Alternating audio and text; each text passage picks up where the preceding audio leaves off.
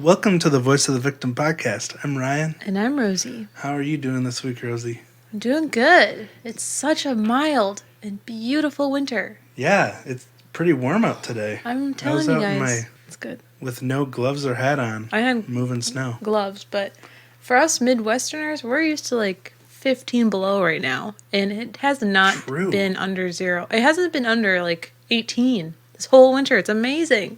Well, I'm glad something is going well right now. That and workouts.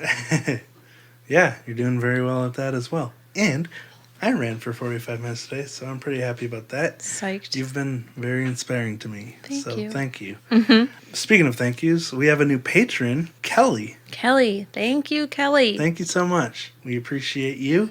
So today we're talking about the FX show, which is now on Hulu, called A Teacher. Now, if you've seen it, you know why we want to talk about it, but if you haven't, the story in this show has a lot of parallels with Rosie's personal story, wouldn't you say? Mm-hmm. And so we want to talk about it because we think a lot of our listeners would enjoy it, would appreciate it, and would find it interesting. Right.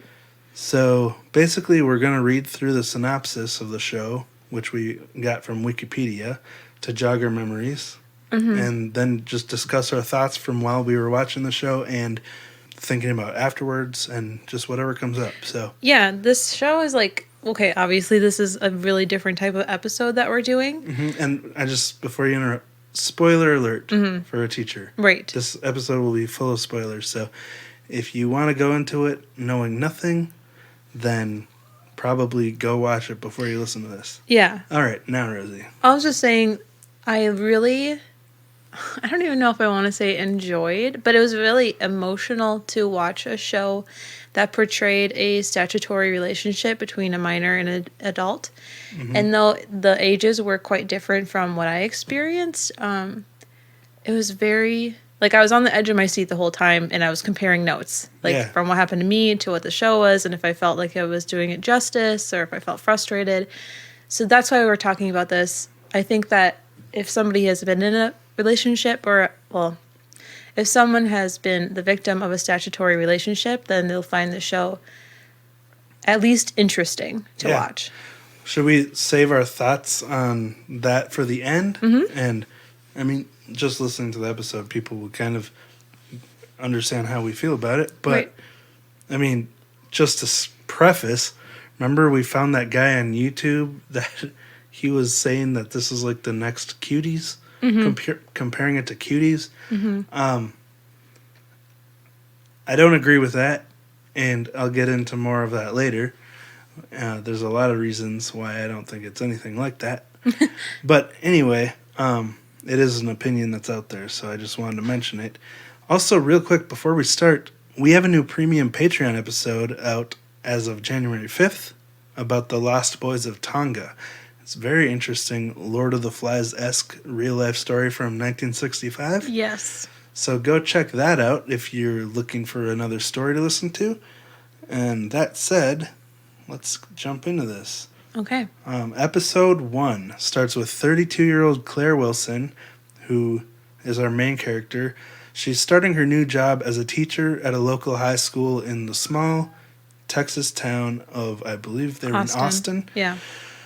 Despite Austin's not a small town. Why is it? Anyway. The suburb of Austin. Yeah, that's probably it. So despite getting a fresh start and becoming acquainted with her students and fellow teachers, Claire is unsatisfied in her marriage, her sex life, and her life in general, as well as the fact that she and her husband, Matt, have been unable to have a child since they were married, and they're in their early 30s when they're starting out. So far, any comments? You can just jump in whenever you want. Yeah, I mean, it's kind of interesting because from the husband's aspect, I don't think he thought that this was a bad marriage or that they were even really having problems. No, he seemed like they thought they were super stable. So Claire was the one who was unsatisfied for sure. Yeah, and I do want to mention there's a movie called The Teacher from 2013. It was very indie, very much low budget compared to this, but that's what this show is based off of. Yeah, it's based off of that, but in the movie, she's not married, she's single, and living with a roommate. So that's one of the biggest differences here. But anyway, I think it was interesting that this story showed the marriage aspect of it. So she befriends one of her students. It's this popular high school senior named Eric Walker. Let's see, this is already taking a bad turn. He's the captain of the school soccer team. He has a lot of friends. He's very popular, and he's recently broken up with his girlfriend Allison. Okay. So I want to stop here because I don't totally agree with the rest of the synopsis for this episode. And I don't think it's wrong for a teacher to be friends with a student, like in a really healthy parent-teacher or student-teacher relationship where they're friendly to their students.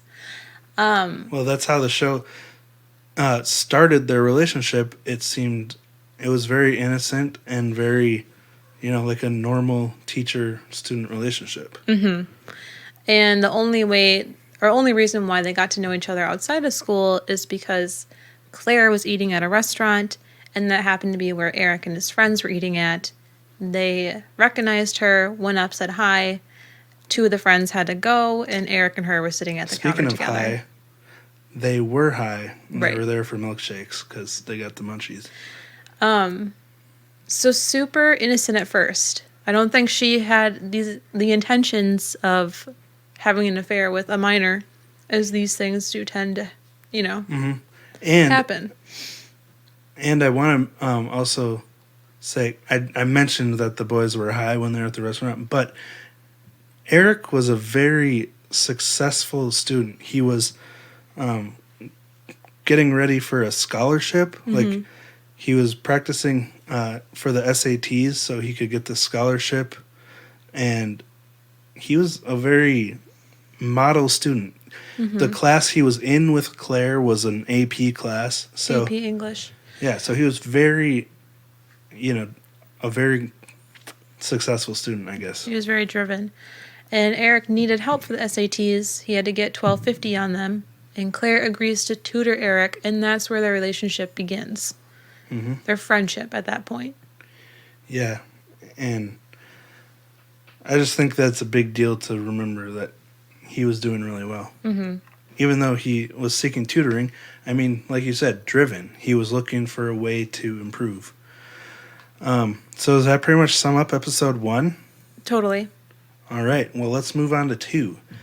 So the synopsis starts out, Eric attends a party at his friend Logan's house where he hooks up with his ex-girlfriend Allison.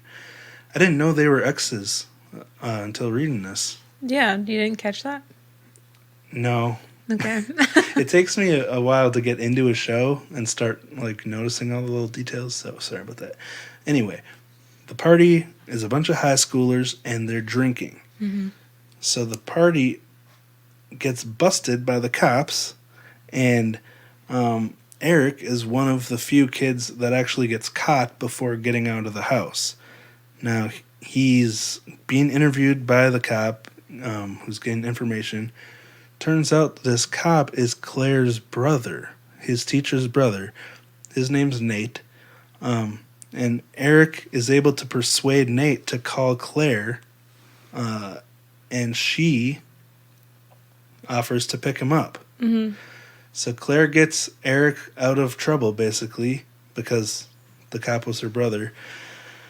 I don't know how realistic that part is.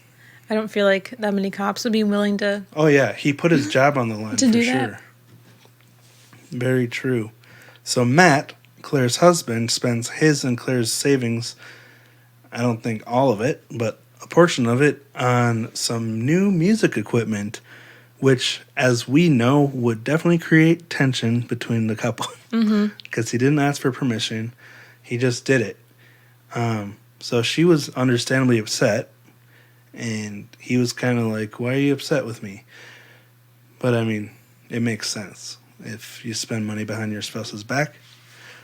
So back to Eric and Claire. Instead of their regular SAT study session on Saturday, Claire takes Eric to tour the University of Texas, UT, where Claire went and where Eric had been wanting to go since he was a little kid. Right. Again, this seems like an innocent trip. Claire makes it out to be like this is an opportunity to show Eric around give him tips and advice on what he can do at the university. And while they're there, they bump into one of Eric's friends' older brother, Cody. This is a really interesting turn in events. Not only do you notice that Claire is wearing a lot more hip and like casual clothes, like she's not wearing a button-up sweater and and dress pants. She's wearing like a really cute mini dress and a denim jacket tied around her waist. Like it looks like she's trying to look younger. When they're at this party, they both get drinks. It doesn't really say what they're drinking. And this is when sparks start flying. At least it seems like it. She's opening up about information in her past, and Eric's pretty much doing the same thing. And this is when Claire also tells Eric, hey, you can call me Claire now. Yeah, they start developing a relationship that's much closer than a teacher-student relationship. It's establishing a special treatment. Like, yeah.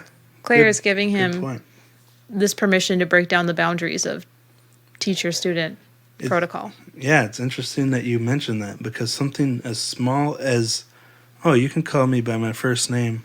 But not at school. But not at school. Can just be a stepping stone. Mm-hmm. Which, I mean, there's nothing wrong if everyone's allowed to call the teacher by their first name, if that's just the kind of teacher it is. I don't think there's anything wrong with that. I had teachers like that. No, but if you're giving one student the exactly. permission. So after the trip to the university, Eric texts Claire. Do you remember what he says? I don't. But, just like, I really enjoyed hanging out with you or something. Yeah. So she ignores that text. She doesn't reply because obviously you don't, what do you say to that without being weird? And then he sends her an Instagram follow request, which she accepts. Again, seems innocent, but it's another stepping stone. But now, Rosie, what happens after that the next day at school? The next day at school, Eric obviously has some really strong feelings towards his teacher. And when all the students filter out of the classroom, he goes in and kisses Claire. Claire is noticeably upset, pushes him away, and says, quote, unquote, leave now. So it's interesting. She's, by her actions, showing that she doesn't want this to go anywhere. That's how it appears on the outside. Mm-hmm. But we'll circle back to that later when we talk about the finale, because I think it's really interesting. Yeah. But I won't spoil that yet. Now, on to episode 3. Claire is angry at Eric for kissing her and tells her she's done tutoring him. But right. She said, if anyone found out what you did yesterday, my life would be ruined. Yeah. Thought that was really interesting that they're all you statements. Yeah.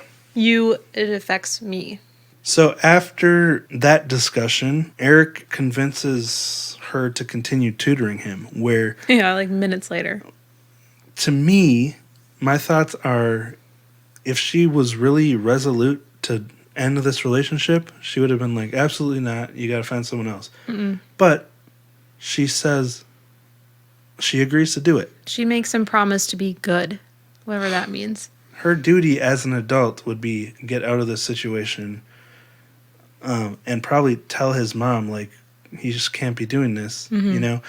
But instead, she's like, fine, but now it's on you to make sure this doesn't go anywhere because I'm not going to be able to resist it. Mm-hmm. That kind of statement. So, Rosie, what happens next? Well, Eric asks the girl out to prom. It's noticed by Claire while they're setting up for prom the day before. And while... Again, that girl is Allison, his right. ex-girlfriend. While Claire is chaperoning with one of her teacher friends the next day, she spies Allison and Eric flirting and dancing, and she's pretty upset about it. Yeah. Now, to circle back to that movie, this scene in the 2013 indie film was bordering on ridiculous. Mm-hmm. Because in the film, the movie, the teacher, whose name is actually Diana in the movie, she starts to lose her freaking mind at this point. And throughout the movie, she goes nuts. She's more portrayed as a victim than a perp in that movie, in my opinion. Yeah, I guess so. I don't know. She's more portrayed to me as losing her mind. she's got some kind of mental issues. Mm-hmm. But anyway, we're not talking about the movie here. Sorry, I Right. keep bringing it up. At- That scene stood out to me in the movie. At the dance, Claire is giving him the evil eyes, is making it obviously uncomfortable, and she even goes to the bathroom, sees Allison, stares at her, annoyed. That happened in the show too? Yeah, don't you remember? She put on her lip gloss and she walks out. It's just subtle. It's not as insane. Not as insane as the movie. She finds Eric, I guess, kind of stalking because she waited for him to walk a certain way or past. She pulls him aside, makes him feel bad for not showing up to a tutoring session the night before. Eric says he's sorry, he can't stop thinking about her, he's too attracted to her, and he can't control himself around her, and that he should have told her. Claire tells him to go back inside. So, right here, Claire is showing that it's not only Eric that has feelings for her. Mm-hmm. She definitely has feelings for Eric, and she's getting jealous, even though she just told him they can't do this anymore. Right. But she's mad that he didn't show up to a tutoring session when, in reality, he thought he couldn't trust himself around her and decided it was probably not a good idea. And now she's pressuring him to start doing it again. So she's proving what her real intentions are compared to what she's trying to make Eric believe. So the kids are back at the dance. Claire is staring at Eric during the dance and beckons him to follow her out of the school and into the parking lot. This is very awkward. She's standing and walking away from him a good 5 feet, and he's just following her. She gets in her car. Eric follows her, gets into the passenger seat, and they drive out to a secluded area. This episode of Voice of the Victim podcast is supported by Best Fiends. We all have a lot of crazy stuff on our minds right now, but one of my favorite ways to get my mind off of all that is by playing Best Fiends. And you've heard us talk about Best Fiends. It's a fun game, and because of that, it's very popular, with over 100 million global downloads. So if you haven't yet, maybe it's time you jump on the wagon. Best Fiends has found a way to be both very engaging and challenging, while also feeling laid back and casual, because none of us need more stress right now. Rosie, will you explain Best Fiends to our listeners just in case they haven't heard of it? Yeah. Best Fiends is a puzzle game. It features these little bug guys that you can collect throughout the different stages of the game. I really like this game. And right now, what I like the most is this new baking challenge that I'm doing. It's a Bob versus Nog baking battle. Bob and Nog are different characters. When you push the button that says join a team, the game automatically puts you on a team of one of the bugs. And what's cool is that the team consists of all different players that are also playing Best Fiends, and we're all trying to beat the other team in this battle. Very cool. So you collect these cakes and win prizes for doing so. Very cool. And like we've told you before, Best Fiends never gets old because they update it every single month with new events and new challenges like that. So it keeps it fresh. Mm-hmm. Also, you don't need to be connected to the internet to progress through the game, so that's a very big plus. So engage your brain with fun puzzles and collect tons of cute characters. Trust me, with over 100 million downloads, this 5-star rated mobile puzzle game is a must play. Go download Best Fiends for free on the Apple App Store or Google Play. That's friends without the R, Best Fiends. Once they park, Claire says to him, "You don't have to do this if you don't want to."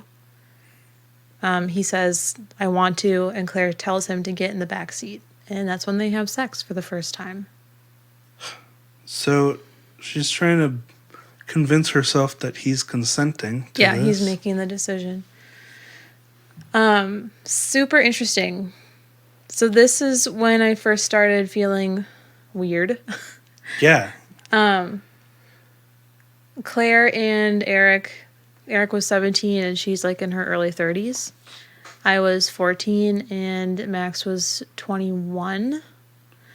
Yeah. Well, in this movie, or in this show, the age, it's a big age gap and it's a problem, but I think another huge problem is the fact that she's his teacher. Mm-hmm. She's using her power over him, and it's just a line that you can't cross, no matter how old. He could be a college student in his 20s, and this would still be a wrong relationship. What I think is interesting about this show is it's pretty romanticized up until this point, maybe even a little bit after. Definitely. And at first, I got really upset at that, but I also appreciate it in a weird way, feeling like, in my mindset as a 14-year-old and this happening to me, I was romanticizing it, and it did seem like a great thing in the beginning. So even though a lot of people portray this as like super messed up, which it is, but it's real. Yeah. Especially in the beginning of a relationship where your offender keeps telling you that, you know, they want to spend time with you and they really like you and they want to take you to special places and give you permission to break different boundaries. It's a really thrilling thing for a young person to be given all of these new opportunities. Yeah. There were definitely points in this show where I was like, is this well done? Like, is this getting weird? Is the point getting lost? But in my opinion, they always brought it back around. And now this is where I want to draw a parallel to Cuties, is because in both shows, Cuties and this, the message isn't always clear. But in this show, it's not a real 17-year-old. It's an actor who's probably in his 30s. Probably. So there are no real children involved in the making of this. Yeah. Which is a huge difference. The only thing I could have said is, like, they could have shortened the sexual content. Like, because that's kind of weird. If you're thinking that it's a minor, then that's weird. But they made their decisions. The rest of it I thought was pretty spot on. Yeah. Most of it. And once we get to the finale, the message becomes clear. Okay, so moving on to episode 4. This is the same night after they had sex in the car. And Eric goes home. After homecoming, he's looking really disheveled.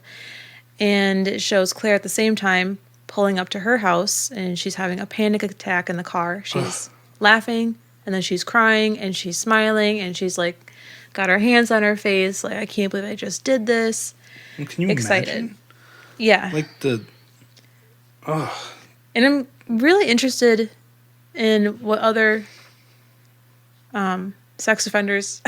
like, if that's legit. Like, if that's what they felt after their first... Which part? Like, I can't believe I just did that? Like, yeah, like, what... I don't know. Maybe that's, like, sick and twisted for me to wonder. But I'm just like, huh, you know. Well, it's... You would hope that they feel like, oh my God, what the heck did I just do? But I do want to mention, when it shows Eric, I guess this might be later in the episode, but he's like, you're the freaking man. Yeah, he looks like, at himself he's up in the hyping air. himself up, and like, he feels like he made this huge accomplishment. Right. Which plays into the psychology behind the whole situation. No, Claire obviously knows that what she's doing is wrong because every single message that she gets from Eric, she deletes ASAP. They meet up the next day or the next tutoring session, and instantly Claire gets upset because she notices that Eric liked one of her Instagram posts. She tells Eric, "This cannot happen. This is stupid. Do you realize how effed I am if anyone finds out? Change your name on my phone right now." Interesting shift. Where now she is the dominant one. She was the teacher. Then she broke the boundaries of, you can call me this, and we're friends now. And now she's the dominant one in the relationship. Yeah, after she said he was coming on to her, and this is your choice. This is when Claire starts setting rules, and she's in control. Mondays are when they're going to meet and have sex, and they're never going to do anything on school grounds. Just setting these things in place, and it really reminded me of my situation when Max set things in place, and they seemed very normal at the time, but would prove to be such a cage later on. Again, like, exciting at the time. They have sex again in the car. Claire goes out with her friend to a bar, and she goes in the bathroom, takes a picture of herself in her bra, sends it to Eric, and asks him for one to return. At the time, Eric's babysitting his brothers and says, sorry, I can't. And it super bums her out. It's weird. And I think maybe she had an inkling of, he probably can't because he's 17 and watching his little brothers at home. Later that night, she begs him to meet up with him. So he ditches watching his little brothers, hires a different babysitter.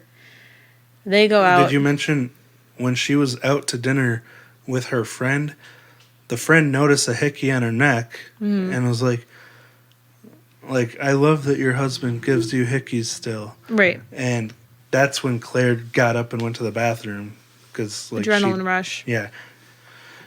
Yeah, she was probably feeling a little bit proud of it, while at the same time going to get out of this conversation. Mm-hmm. But, yeah. All right. Now, were you talking about when Eric comes? Oh, Eric meets her in the car. She's hot and heavy and ready to go, but he doesn't want to just have sex. And he's confused about the rules because she just broke it. They were supposed to only see each other on Mondays, but this was a Friday or Saturday night. She says she doesn't care. She just wants to have sex with him. And he says, hold on, I want to have a relationship, not just sex. And she's like, well, that's what this is. I just want to say I love hearing your perspective on this, because the way you see a lot of these situations is a lot more well-rounded than how I see them. You know, just being able to see like the double standard of, hey, you set these rules and now you're not following them. What the heck's going on here? Yeah, because I'm sure you can relate to that too. Totally, and it's confusing, especially for a kid, because that just makes them the more powerful one than they were already, because they have the power to break the rules that they set. But the kids aren't allowed to break the rules. Right. Once Eric comes home, Eric's mom is pretty upset about that he just ditched his little brothers and they have an argument. So there is when the relationships with people that matter in his life are starting to get a little bit tense. I can relate to that too. The whole time that me and Max were in a quote-unquote relationship, my relationship with my parents was garbage because they knew something was wrong and they were constantly trying to figure out what it was, and we were fighting the whole time. Oh, and that was a year, right? Mm-hmm. Pretty much exactly a year? A year to the day before it was found out. That sounds really frustrating for everyone, like your parents and you, because you felt like you were doing something wrong, but you couldn't tell them what was going on. And even when you were feeling trapped in this cage, like you described it, you still couldn't. You didn't feel like you could tell them without, you being in trouble. Yeah, because all the guilt goes on the kid. It's a really interesting thing. Which is what keeps these things secret, is because there's so much potential shame involved. Right. Kids are afraid to come forward. Because do you have any idea what's going to happen to me if this comes out? Quote unquote. Okay, should we move on to episode 5? Do you want to read the synopsis? Yes. All right.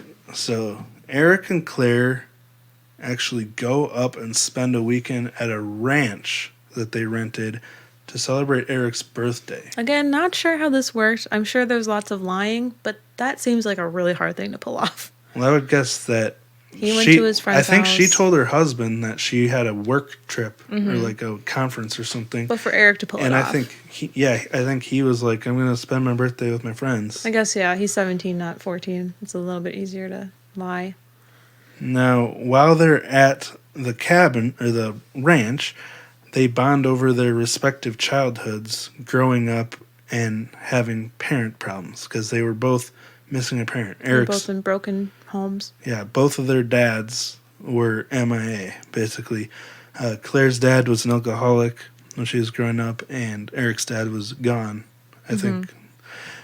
But they're also talking about their relationship and the future of their relationship. And it's interesting because I remember Claire telling Eric, like, you're gonna have so much fun in college, and you're gonna be so sick of me, and you're gonna have all these girlfriends, and it gets him riled up. It gets him visibly upset, and he doesn't know why she's talking like that. Because he's falling in love, and she's just having a fling. And the whole mood is shifting. And I feel like it was her fishing out information of how far can I get this to go? Like, how interested is he in me? It's very tense after this conversation. Yeah. And it shows how she's taken advantage of his heart and his desire. Because when you're a teenager on a relationship level, you're lonely. You're looking for some kind of companionship, and you're desperate for attention like this. And so when you get into this, you want it to go somewhere. But she's married. She's not trying to fill some kind of relationship void, and literally just using him for his body, and thinks that he would be on the same page as her, but obviously that's not the situation. Now, Eric is also upset that they have to keep their relationship a secret, and during this conversation, they both tell each other that they do love each other, and then they have sex. Mm-hmm. So, sweeping these big issues under the rug and let's just keep fooling around. I don't know. I can't imagine being able to get into it after this conversation. Well, they had a limited amount of time. So they get home from this trip. Claire goes to a bar where her husband, Matt, and his friends are performing in their band with all that band equipment that he just bought. Yeah, it's their first gig as a band. Catherine is Claire's other school teacher friend, or her only school teacher friend, and they go together, hanging out for the gig. Catherine gets some booze for them at the bar, and they're drinking it outside. And this is when she tells Claire, like, man, you just seem like you're glowing. You're so happy. Like, what's your secret? What's going on? What's his name? Like, she's like, you just can't be that happy with your husband. Yeah, like, she figures out that Claire's having an affair. Claire's very tight-lipped, giggling, like super excited. And then she mentions that his name is Eric. And her friend Catherine says, oh, Eric? Oh, he sounds cute. And what's his last name? And Claire actually tells her. It takes some coercing, but... And alcohol. Like, yeah, definitely alcohol. Because they took an entire bottle of booze from behind the counter. The synopsis says that Catherine stole a bottle from behind the... Yeah, she did. So, which is weird for a teacher to do. But anyway... Claire basically starts to believe that, oh, I can tell Catherine she's rooting for me, you know? Mm-hmm. And that's what she tells her. Once she tells Catherine Eric's last name and that he's a student at school. There's a complete 180 in Catherine's demeanor. She's shocked. Catherine is disgusted. As a normal person would be. She's shocked. She's like, I need to report you. She's like, I don't know what to say, Claire. I can't believe what I'm hearing. And Claire is begging her. It's not a big deal. It's fine. It's just a fling. Like, please don't say anything. Please don't say anything. Oh my God, I'm so sorry. And she also brings up the fact that Eric's 17, which, I mean, age of consent in most places is 16, if with parental consent, you know. So he's not like a child. I think there's a big difference between what you were. You were 13 when 14. 14. There's a huge difference between 14 and 17. But still, Claire, I mean, obviously, there's a clear boundary that's crossed here when it's a teacher-student relationship, and he is still a minor, and he does not have parental consent for this relationship. So, with all that said, Claire is trying to justify the relationship with this. He's 17. He's basically an adult kind of reasoning. Right. But Catherine leaves, telling Claire that she has no choice but to report her, and Claire is panicking. And that's how episode 5 ends. So this is when I was finally like, okay, we're on the right track here. This is getting good. Like, it's starting to become, the situation's starting to become real. Like, oh my God, this is a terrible thing we're doing here. Now, episode 6. Are you ready to get into this? Mm-hmm. All right. So, as she said she would, Catherine files the report.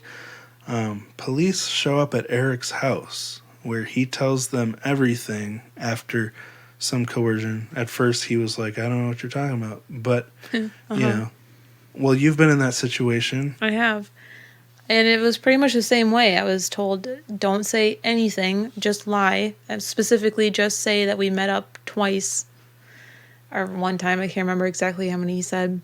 And then the police showed up and took them 30 seconds, and I spilled my guts out. Everything. And later, I would feel guilty about it, like Eric does eventually. He meets up with his friends Logan and Josh, but he storms out. It's frustrating because all of his friends are rooting for him, telling him, wow, I can't believe you banged your teacher. That's awesome, man. Yeah. Not making a big deal out of it. Again, I can relate, as so many of my peers were cruel and mean and believed Max and said I was making too big of a deal of it. While others were basically calling you like a tramp.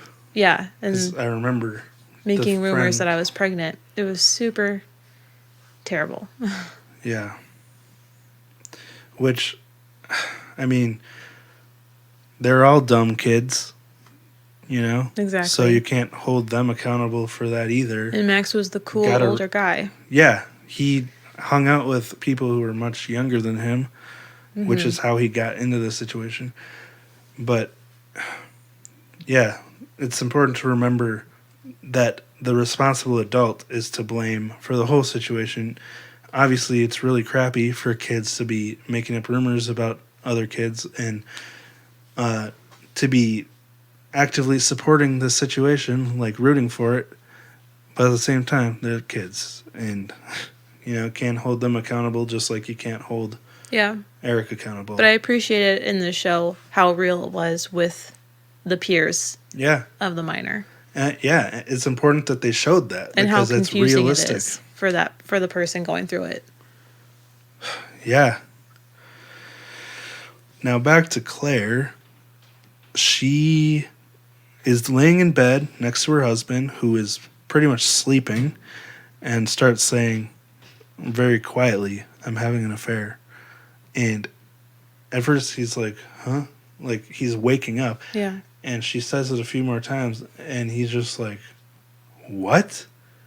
And then she tells him that it's with this student, and he's devastated, understandably. Mm-hmm. But almost immediately, like within minutes, he's like, I want to work this out. I want to fix this and fix us.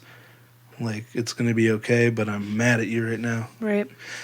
But even Matt was in this state of shock, not realizing what a huge life-changing event this would be for him when he finally processed his feelings. Mm-hmm.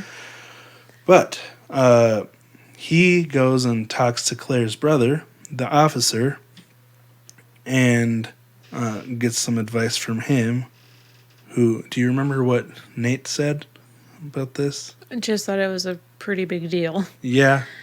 A couple of days later, Claire's miserable. Matt's trying to hold them together. He makes her dinner, and as they're eating it together, Claire just leaves. She just leaves. This poor guy. Now, at this point, Claire and Eric are both confused. Claire is, panicking because of the situation she's in, and Eric, I mean, how would you know how to handle these emotions? He's depressed. He's frustrated. He's upset. He feels guilty for telling the police everything that they wanted to know. So when Claire storms out from dinner, what happens? Well, she leaves to meet with Eric. And when they meet up, Eric suggests that they run away together. And Claire says that's a good idea. So they run away to a motel, crappy motel. Claire gets a call from her brother and says that the police may look at this situation as a kidnapping, not a runaway love affair. Which it would be. Claire and Eric have drunk sex, and after seeing missed calls and texts from Eric's friends, Logan, Josh, and his mom, Eric leaves the motel in the middle of the night. It's almost like in the rush of things, he was like, let's just run away together. But then He was so swept up with this imaginary romance. I think when he saw all those texts from his mom and his friends, where are you? What's going on? And especially from his mom, he realized this is not what I thought it was. This is not what I want.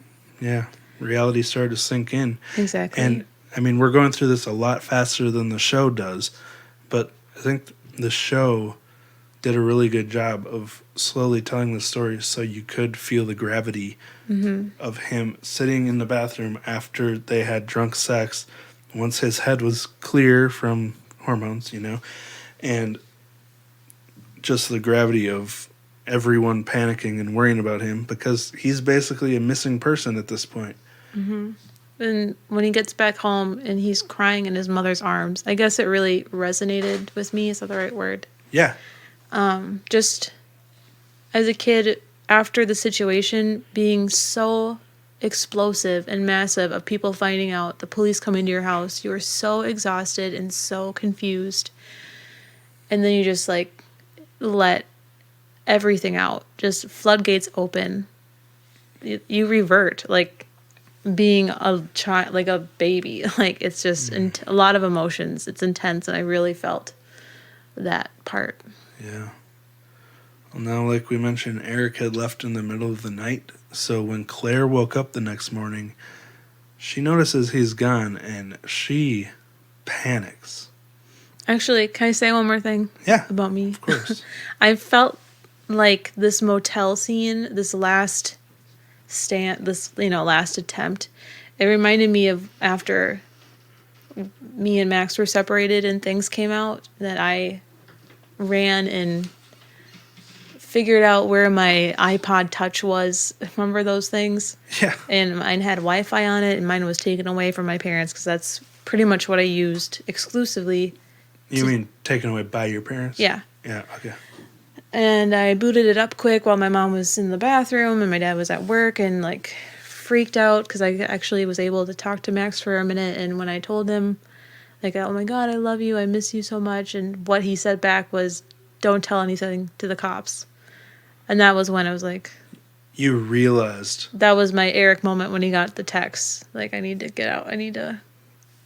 And it wasn't completely done emotionally, but it was like the switch, like... It's like you realized he was more concerned about himself than he was about your relationship. Totally. Which showed where his real motives were. Because he had you believing that, you guys were madly in love and that he was dedicated to you and your relationship, when in reality he was just using you. And I mean, that's what we see here too. Do you have anything else to say before we move on to the next episode? Not yet. All right. Well, as I should say, episode 6 ends with Claire just driving back to town from the motel and going straight to the police department because she knows she's screwed. Now, episode 7, Eric has started college at UT, and his friend Cody's fraternity group Omega Kappa Beta suggests freshman Eric rush for them. Which, do you remember what that means? Well, pretty much, it was like one of those, you have to do this and this and this to get into the group parties. Kind of like a hazing. Yeah, and this episode also brought back some feelings, because Eric's trying to have a good time. He's like drinking, and he's having some pretty wild parties. Trying to be a kid again? Yeah. There's one part, it just shows how reckless he's feeling. He and his friends are in a Jeep, and they're going crazy fast. Eric gets on top of the hood while they're driving, and the friends like almost hit a tree. They have to slam on their brakes, and he flies off. And once he realizes he didn't break anything or die, he gets up and it's like, let's do it again. Like, he's just reckless. He's trash. And I know what that feels like when you're just like in such a a limbo of like not having any real feeling. Like You you're feel just numb. yeah, like that's what he wanted. He wanted to feel something. And this is why I pointed out so heavily at the beginning that he was a very successful student. He was driven, he was trying really hard to get a good education and smart, doing well at it. And now, after this relationship with Claire, he's self destructive. I mean, yeah, he's in college, but he doesn't seem to care about anything right now. And he's feeling hard to move. It's hard for him to move on because he keeps getting these jabs. Eric finds a girl that he thinks is really attractive. They start fooling around, and the girl mentions that she recognizes him from the big teacher scandal. While they're in the middle of activities. Another scene is where Cody, Eric's friend, discusses with him Claire's situation, and Eric says how much regret he has for convincing her to skip town, and he's like, "Yeah, but you had sex with your teacher, man. That's awesome." Just adding to his confusion about How to feel. actually happened to him. Eric goes back to his dorm room and he runs a Google search on Claire, which is never a good idea, and finds out that Claire will soon be released. That also brings up a lot of emotions for him. Eric's mom notices that he's having such a hard time and struggling and wants him to seek counseling, but Eric refuses to talk about it and he just leaves. Yeah, he's at this point. I mean, he is confused about his feelings, but he's also so hurt that he can't bring himself to talk about it yet. He doesn't know what to talk about, you know. He's kind of stuffing it all down right now. Yeah, and I guess this is the one pro of being a younger victim versus an older, because I had no choice but to go to therapy and counseling, and that's what really helped change my situation around, where Eric's an adult now and he feels like that's not even an option for him. Yeah, thankfully by the time you did become an adult, you had gone through therapy and kind of worked. I mean, you were in a lot better space when you were 17 than when you were 15. Let's just say that. Now, he goes and meets up with that female student who he had hooked up with before and found out that she wanted to hook up with him because she heard about the teacher situation. And she actually apologizes for that when they meet up and reveals that she's a feminist and wants to take things slow since he's a victim, which he doesn't see himself as yet. But he's frustrated by this because he's like, he went there to hook up. Like, he wanted to just lean into that role and hook up with her again. Yeah. And she actually turns him down and says she's not going to do it because she realizes he was a victim and she feels bad that she even brought it up before. But he's frustrated. Yeah. Again, I feel this because at the time I was not a victim and I hated that word, and it was so frustrating and confusing at first. And I know a lot of people don't like saying that they're victims, but once I finally was able to swallow that term and digest what it means, it was an empowering thing to say and a healing thing. And I just want people to know that it's okay to say you're a victim. You don't have to be this strong anti-victim, I guess. You know what I'm saying? Like, oh, it felt so good to finally tell people. And I remember being in Florida at like an intensive week of therapy, and I reined somebody in the elevator after I was swimming in the pool, asked me why I was there and not in school because it wasn't spring break or anything. And I told them that I was a rape victim. And the person, I was in a weird state of mind, but the person was like really shocked and it was really awkward. Don't and they know left. what to say. But it was the first time I had said it, and it felt good to actually get it out and not instead of being like this tangle of words, this tumbleweed of different words that were frustrating to even think about. I could just say, "Nope, I'm the victim." Yeah. And that was it. It's really interesting to hear your perspective. Because, I mean, it is hard for a lot of people to admit this, especially real victims, to admit that they were victimized. Mm-hmm. So hard. Then there's people who weren't actually victims, who say they're a victim. Right. Jussie Smollett. Don't get me started on that. Mm-hmm. That's not fair to real victims. But when you are a real victim, it can be so hard to just accept that because you don't want to believe that you have lost control over your life. Well, I didn't want to admit that this had been a terrible situation, and I didn't want to be a victim because I thought I was the love of someone's life who chose me specifically and special from anybody else. And it was easier. So at this time you didn't know about the two other girls that he had also in the same situation? No. But anyway, where were we? I think we can move on to episode 8 that about finishes up episode 7. There's 10 episodes, just so you guys know. I really appreciate you sharing your personal experiences throughout this, though, because thanks. It really brings the importance of this show, like the gravity of it, into the spotlight. Because this situation on the outside might appear to some people who don't really think about it like, oh, it's fine, they'll get over it, or they chose this, or whatever.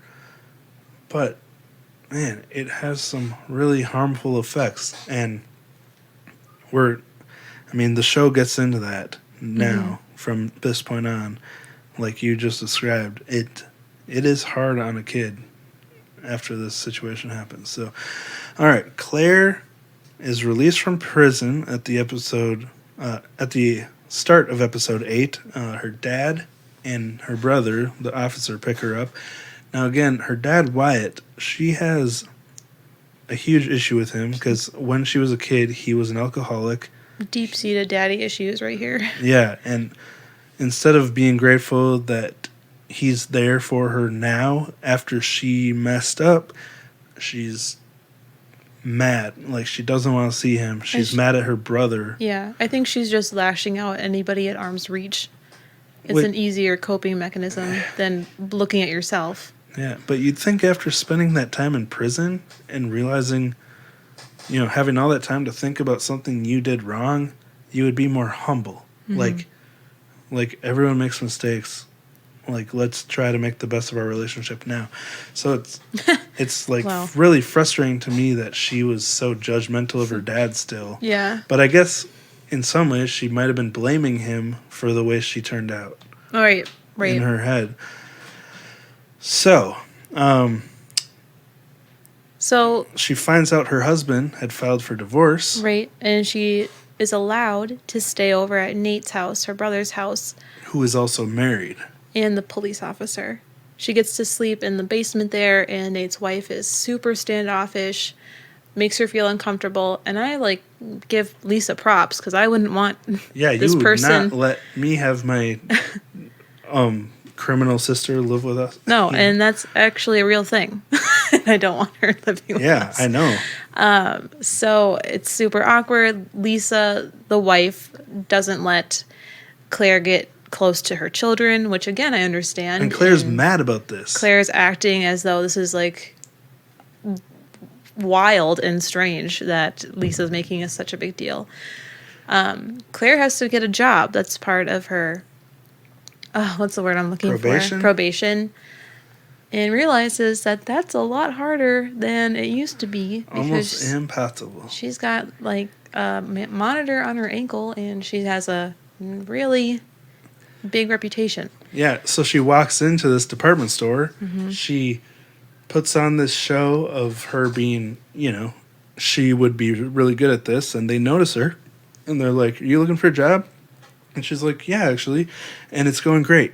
And then they bring up, "We'll just need a quick background check, and then everything should be good." And then she's like, "About that," and while she's discussing that, one of Eric's friends' moms walks in, and she's like, "Oh my God, do not hire this woman. She's a predator. Child predator. She's a sexual predator." Claire runs out of the store crying, and I can't help but smirk at that part. And Claire, again, sees herself as the victim. Yeah. She's not taking responsibility. She's not feeling remorse for what she's done. Mm-mm. She's continuing to believe that... she's continuing to focus on how the relationship ruined her life, right, and not how it affected Eric. And she revels in her frustration and self-pity, even more so after running a Google search on herself. She's frustrated with Nate and Lisa when they try to ask her about how the job hunt went. Yeah, and she's being super disrespectful to Lisa, the woman who's letting her live in her house. If I were Lisa, I would have been like, "Get out now." I would have never let her stay there if she was being disrespectful. So here's when things get really rough. Claire receives a text message from Eric to meet up, and she actually allows him to visit her. And this was, I think she was only in jail for like 3 to 6 months. Mm-hmm. So Eric is still very vulnerable. He hasn't gotten therapy yet. Right. So when Eric shows up to see Claire, I think they're at Claire's brother's house. Yeah, the two of them must be working. Claire actually does apologize, like, for what she did. But then Eric says he still wants to be with her, and she turns him down. Mm-hmm. So that's kind of what happens there. She tells him he needs to move on with his life without her. Mm-hmm. Realizing this would jeopardize her probation. Right. So that's what she told him, mm-hmm. but her actions don't quite line up with her feeling bad for what she did. This is just, kind of like she told him at the beginning, "Are you sure you want this?" And she was like, blaming him for starting the relationship in the first place. It was a very mm-hmm. short-sighted and self-centered way to look at the whole situation. But finally, Eric leaves for good. Mm-hmm. And he's devastated about it. And Claire packs up her stuff, and she decides to go to her dad's house instead of staying at Nate's because she's having so many problems with Nate and Lisa. Yes. So now episode 9. We got 2 more episodes. Claire's begun working in her father's retail shipping store, and she opens a Tinder account. A little different from working as a teacher. Yeah. Just her dream job. But he's the only one that'll hire her. Yep.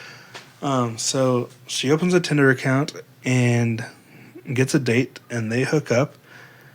And then she finalizes her divorce with Matt, who expresses anger at her, as you would. I think it had finally sunken in with him how devastating and harmful everything she did was. Then again, Claire hooks up with her date from Tinder, mm-hmm. and then it takes a weird turn, and you realize that she's starting to become self-destructive. Right. She asks her date to start hitting her, and wants it pretty rough. Yeah, he hits her once, but she says it's not hard enough, and then she keeps coaxing him to hit her harder, and when he does, very reluctantly, he doesn't want to, but he does it, and she starts to bleed, and she asks him to do it again, and he's like, "No, dude, I can't do this," and he eventually just refuses and leaves. It makes her leave. Oh yeah, but it's like she's becoming really self-destructive.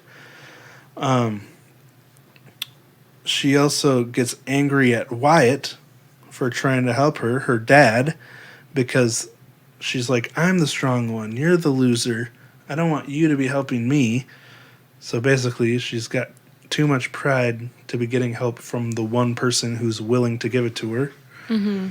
Which I understand the frustration with a MIA father, because when you're not there for a kid during their childhood, it does do lasting harm. Right. But after what she did, he's the only one that's willing to hire her. He's the only one that's willing to let her live with him. He's the only one she's got left. Yeah, she can't not make it work. The rest of this episode can be summed up pretty shortly. Eric's at a bar. He is on academic probation. He's really bummed out. He meets this girl named Chloe that's in a bachelorette party. They start to dance, and she gets really teary-eyed. He asks Chloe what's wrong, and she tells him that she just got out of a long-term relationship. Her friends don't understand how hard it's been, and she realized that relationship is very unhealthy. He starts to feel really deeply about what she said, and he goes home the next morning telling his mom that he actually does need help.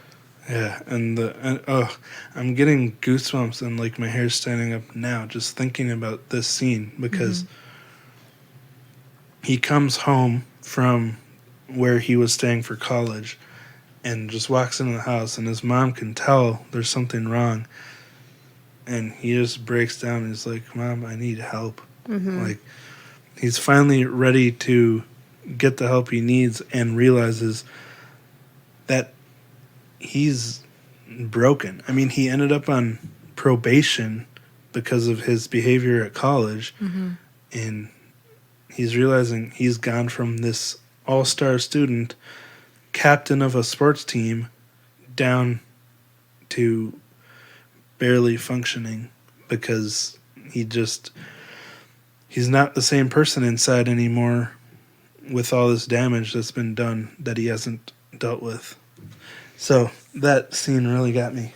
All right, so final episode 10, which we just watched last night.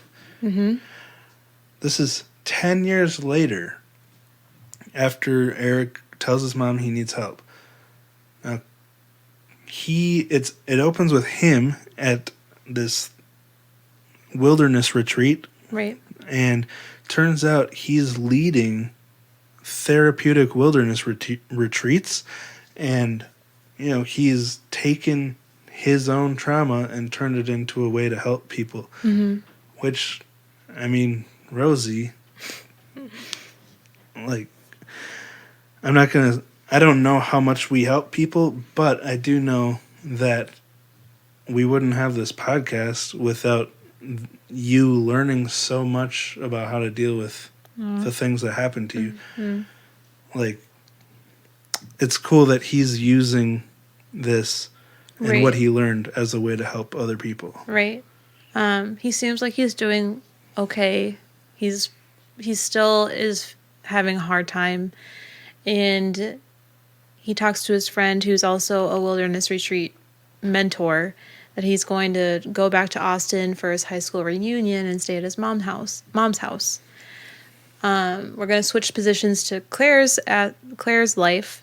She's remarried and she has 2 daughters, and they are going to go back to Austin to see her dad because it's her dad's birthday. Strangely enough, how these things tend to happen, Eric encounters Claire at a local grocery store, and they're both pretty shaken up. Yeah. And at this point, I was like, what are the odds they'd both be visiting town on the same random day? I know.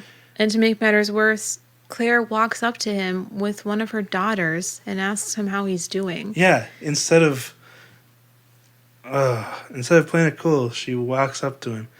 Anyway. He's so shaken up by it, he leaves all the food that he has in his cart and goes back to his mom's house. Yeah. He looks shocked. Claire's acting like it's like 2 exes seeing each other for the first time in years, like regular exes. And he is speechless because he has gone through this therapy. He's been working to help other people get through their own trauma. And he knows the gravity. He knows how much this situation destroyed him and what she did to him. And now she's just going to talk to him like an old buddy. So he's shaken up. It's a terrifying thing. I remember seeing Max a few times after my abuse, and after therapy, though. It takes a lot of therapy, years. Mm-hmm. And it was the same, like, completely, like, white as a ghost, shaking, panic attack, not even remembering what I was thinking seconds later. I mean, you do have a physical reaction because your body goes into fight or flight mode with all of the overwhelming emotion and panic that you can't help but feel when you see the person that ruined years of your life.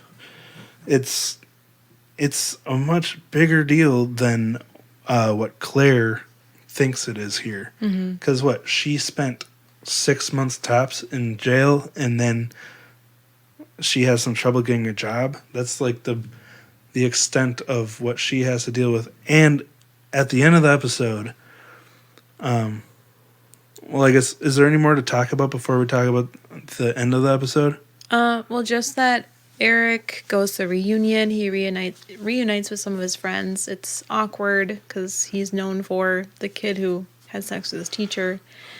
Claire texts Eric asking to meet for lunch later that night, and it takes him some time to realize if he wants to, but he decides to go. They meet at a restaurant. The conversation is painful to listen to. How did you find parking okay? Where'd you park? Like that kind. And Claire's acting again like they're just old exes. Like, yeah, it's a little awkward because we're exes, but everything's cool, right? Eric finally asks her, "Why did you want to have lunch with me here?" And she says something to the effect of, "I just wanted to know if you're okay. I felt so bad, and I think she said, I want you to know how bad I feel about what happened, or how sorry I am," something like that.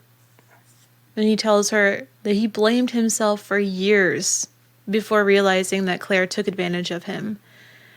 And again, Claire says that she's sorry and apologizes multiple times for violating her role as an educator, and says that people still judge her for what happened with him. And there is where she reveals her true feelings again. People judge her for what happened, but we're just going to play a little bit of the dialogue because as actors, they really get the gravity of the scene. Right. So I can't get a job. I can't go to PTA meetings. The way other parents look at me, it is a Google search away. I am one click away from ruin. It's hell. You're still making this about you. No, wait, Eric, please. I will never be just one click away from this, Claire. I have to live with this forever.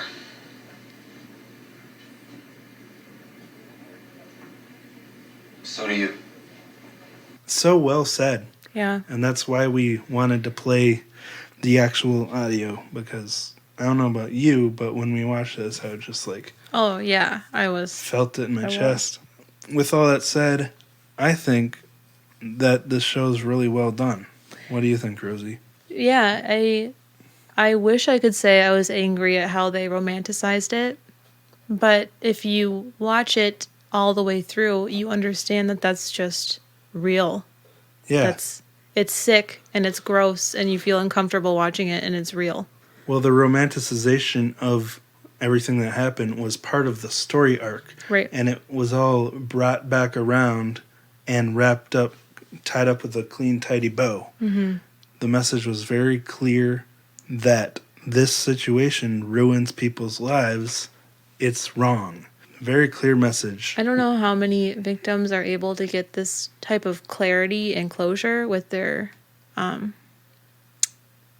can't I think of the word I'm looking for? Predators? Yeah, with their perp or predator. I didn't.